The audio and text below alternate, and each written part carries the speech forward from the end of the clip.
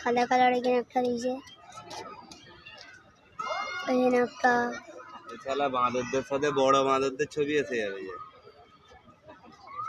এই শুধু ছোট বাঁদর।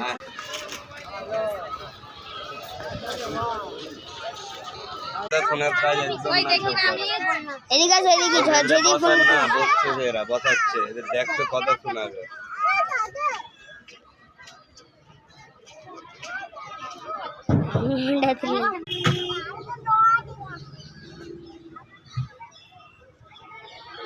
এখন এখানে দেখেন, দেখো তো পাখি বসে আছে, উড়ে গেল।